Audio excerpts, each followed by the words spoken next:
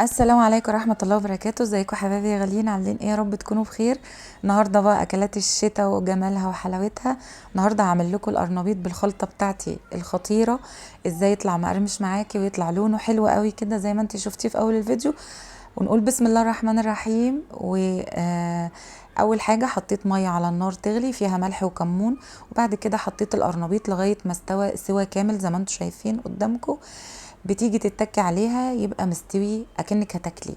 هنجيب بولة بقى نحط فيها معلقة توم، وهنحط بيضتين، وهنحط بشرة نص طماطمايه، وهنحط ربطتين كزبرة وشبت، وهحط كوباية دقيق ونص كوباية لبن ونص كوباية مية وانتي بتضربي. وهحط طبعا ملح وكمون، وهحط كمان 7 بهارات، وهحط كمان نص معلقة كركم عشان اللون الحلو بتاعنا.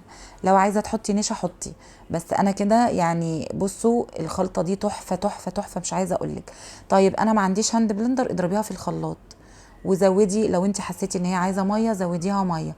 هو ده بيكون شكلها، مش عايزاها تقيله ابدا، عايزاها تكون خفيفه زي ما انتم شايفين كده. ونجيب بقى طاسه على النار ونحط فيها الزيت بتاعنا ونستنى اما يسخن، ونحط بقى القرنبيط بتاعنا في الخلطه بتاعتنا ونقلب كده ونحطه في البتاع.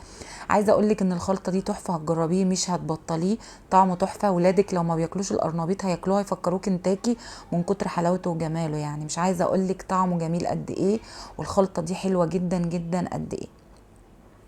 طبعا في الخلطه انا حطيت كزبره ناشفه. البهارات بس هقول لكم على البهارات اللي انا حطيتها. حطيت كزبره ناشفه، حطيت كمون، حطيت ملح، حطيت 7 بهارات شايفين شكله، وحطيت كمان نص معلقه كركم. طبعا بيتحدث عن نفسه، ومخرفش وجميل ومقرمش وتحفه يا بنات. طعمه جميل جدا، جربوه ان شاء الله باذن الله هيعجبكم قوي. كمان في حاجه تانية بعملها بخلطه القرنبيط، يعني ولادي بيحبوها جدا، يعني مش عايزه اقول لكم قد ايه. ده بقى الدور التاني. طبعا القرنبيط ما شاء الله، يعني القرنبيطايه بقت ب 30 جنيه يا بنات ما شاء الله.